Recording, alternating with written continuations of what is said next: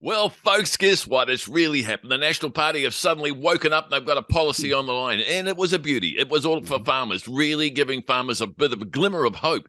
Farmers have been under attack for 6 years by this government, and really severely so.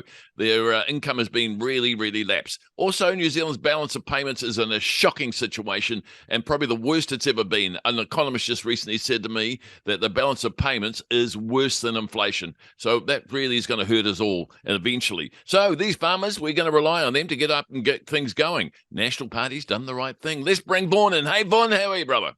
Hey, kia ora, Max, and good to see you again, bro. Okay, look, a big week for National releasing their farming policy. It's a big one for two reasons.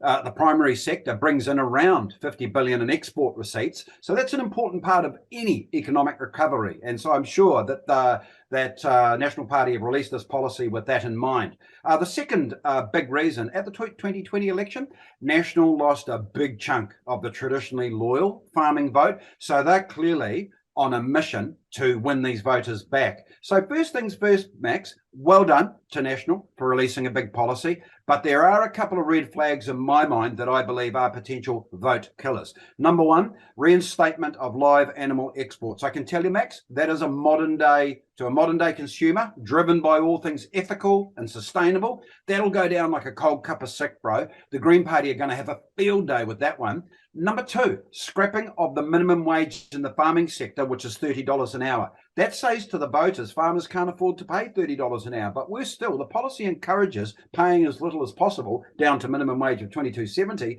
at a time when the labour shortage is a big problem. So I think this will make the situation worse, not better, because workers will just flee to Australia if they don't get the $30. So while I say well done to policy for releasing a big policy, my belief is that for every farming vote that they will win back, and there's about 90,000 of them, they will blow off a voter driven by environmental and social ethical issues surrounding food production. So I've said it once, Max, and I'll say it again. The 2023 voter will be more inclined to vote for policies that align to their values. So back to you, my treaty partner, brother.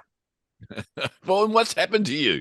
You're suddenly gone to the left. I mean, you've got all these things going, oh, no, don't hurt the animals, because that's not... Well, we do. We actually grow animals. We treat them fairly and nicely, and then we eat them. So that's been life for a long, long time, and that's survival.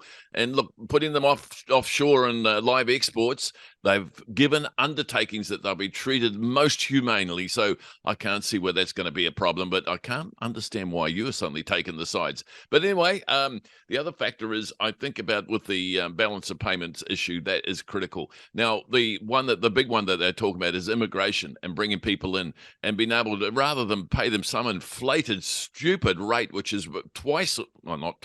about a third higher than the minimum wage, is absolutely just trying to crucify this industry. So bringing it back down to what everyone else is going to be coped with, I think is fair, and I don't think it's going to cause them a lot of pain.